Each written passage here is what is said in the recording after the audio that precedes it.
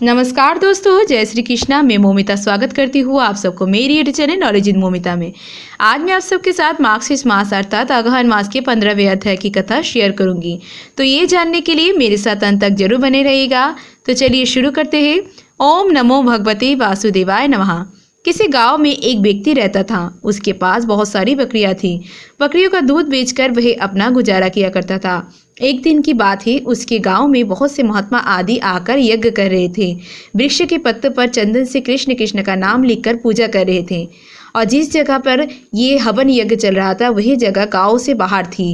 वह व्यक्ति अपने बकरियों को वहीं पर रोज घास चराने ले जाया करता था। जब ये सभी साधु महात्मा हवन यज्ञ करके वहां से जा चुके थे, लेकिन वहीं पर कुछ पत्ते पड़े रह गए जिन पर कृष्ण लिखा हुआ था। तभी पास चरती बकरियों में उस एक बकरी ने वो कृष्ण नाम रूपी पत्ते को खा लिया।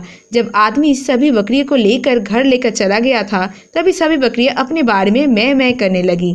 लेकिन वह बकरी जिसने कि कृष्ण नाम को अपने अंदर ले लिया था, जिसने कि कृष्ण लिखा हुआ पत्ते को खा लिया था, वह मैं की जगह कृष्ण कृष्ण करने लगी, क्योंकि उसके अंदर अब कृष्ण वास करने लगे थे। जो सब बकरियां उसको कृष्ण कहते कहते सुनने लगी तो वह सब कहने लगी, ये तुम क्या कह रहे हो? अपनी भाषा छोड़कर तुम ये क्या बोल रहे जा रही हो? तब वह बकरी जिसने वो कृष्ण रूपी पत्ते को खा लिया था, वह कहने लगी कि कृष्ण नाम रूपी पत्ता अब मेरे अंदर चला गया है, मेरा तो मैं भी चला गया। सभी बकरियां उसे अपनी भाषा में बहुत कुछ समझाने लगी, पर वह तस से मस ना हुई और कृष्ण कृष्ण यही कहती रही। सभी बकरियों ने निर्णय लिया, अब इसको अपनी टोली से बाहर कर देते हैं। वह सब बकरियां मिलकर सिंग और धक्के मार मार कर बकरी को बाड़े से बाहर निकाल देती है। सुबह जब उनका मालिक आता है और उसे बाड़े में बाहर खड़ा देखता है तो उसको फिर से पकड़कर अंदर कर देता है, परंतु सभी बकरियां फिर उसको धक्के मार मार कर बाहर निकाल देती है। मालिक को कुछ समझ नहीं आता, यह सब इसकी दुश्मन कैसे हो गई।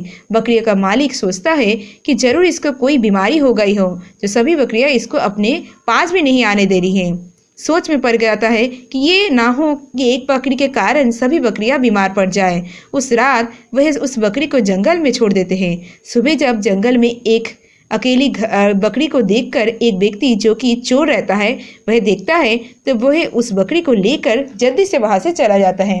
वह सोचता है कहीं इसका असली मालिक ना आ जाए। उसने दूर गांव में जाकर वह उस बकरी को एक किसान को बेच देता है। किसान जो कि बहुत ही भोला भाला होता है, उसको कोई फर्क नहीं पड़ता कि बकरी मैं कर रही हो या हरे कृष्ण कृष्ण कृष्ण नाम का जाप कर रही हो। ये बकरी सारा दिन कृष्ण नाम का जाप करती रहती और वह किसान उस बकरी का दूध बेचकर अपना गुजारा किया करता। कृष्ण नाम के प्रभाव से वह बकरी बहुत ही ज्यादा मीठा दूध देती। दूर दूर से लोग उस किसान का दूध लेने आते। किसान जो कि बहुत गरीब था, उस बकरी की आ जाने से और उसके दूध की बिक्री हो जाने से घर की दशा अब सुधरने लगी थी। एक दिन की बात है, वहां के राजा के मंत्री और कुछ सैनिक गांव से होकर गुजर रहे थे। चलते चलते उन्हें भूख लगने लगी। तभी उन्हें किसान का घर दिखाई दिया। किसान ने उन्हें बकरी का दूध पिलाया। इतना मीठा और अच्छा दूध पीकर मंत्री और सभी सैनिक बहुत ही खुश हो गए। उन्होंने किसान से कहा, आपने इससे पहले हमने इतना मीठा दूध कभी नहीं पिया। तभी किसान कहने लगा, यह तो बकरी का दूध है जो सारा दिन कृष्ण कृष्ण नाम का जाप करती है। मंत्री उस बकरी को देखकर और कृष्ण नाम जाप करते देखकर हैरान हो गए। वो किसान का धन्यवाद कर वापस अपने महल में चले गए। उन दिनों राजमाता जो कि काफी बीमार चल रही थी, कई वैद्यों के उपचार के कारण भी अब वो ठीक नहीं हो रही थी। राजगुरु ने कहा, माता जी का स्वस्थ होना अभी बहुत ही मुश्किल है, अब भगवान ही इन्हें बचा सकते हैं। राजगुरु ने राजा से कहा, अब माता जी के पास बैठकर ज्यादा से ज्यादा ठाकुर जी का नाम लीजिए। राजा को तो राजपाट भी देखना था, वह सारा दिन राजपाट संभाले या माता जी के पास बैठे।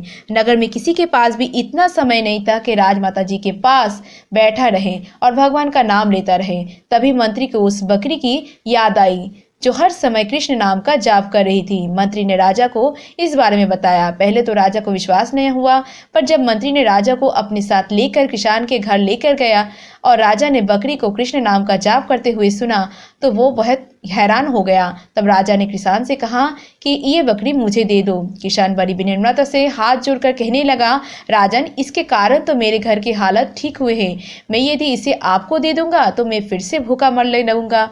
तब राजा ने कहा, तुम चिंता मत करो, मैं तुम्हें इतना धन दूंगा कि तुम्हारी गरीबी दूर हो जाएगी। तब किसान ने खुशी खुशी उस बकरी को राजा को दे दिया। अब बकरी राजमहल में राजमाता के पास बैठकर निरंतर कृष्ण नाम का जाप करती रहती।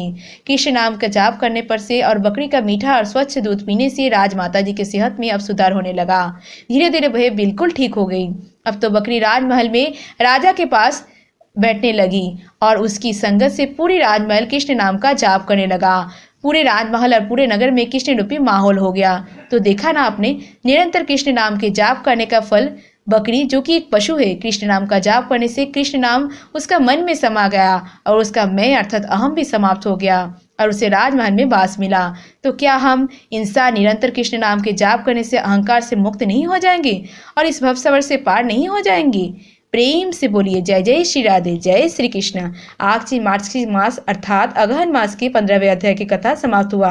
इसके आगे की वृत्तांत आप आने वाले अध्याय में सुनिएगा। आज की वीडियो अगर अच्छी लगी तो वीडियो को लाइक शेयर, चैनल को सब्सक्राइब जरूर कीजिएगा और सब्सक्राइब के बगल में बेल आइकन दबाना मत भूलिएगा, जिसके आपको आने वाले वीडियो की नोटिफिकेशन जल्द से जल्द मिल जाए। और कमेंट में लिखना मत भूलिएगा वीडियो कैसी लगी। आज के लिए इतना ही, मैं मिलूंगी नेक्स्ट वीडियो में। तब तक के लिए tata bye, thanks for watching, Radhe Radhe, जय श्री कृष्णा।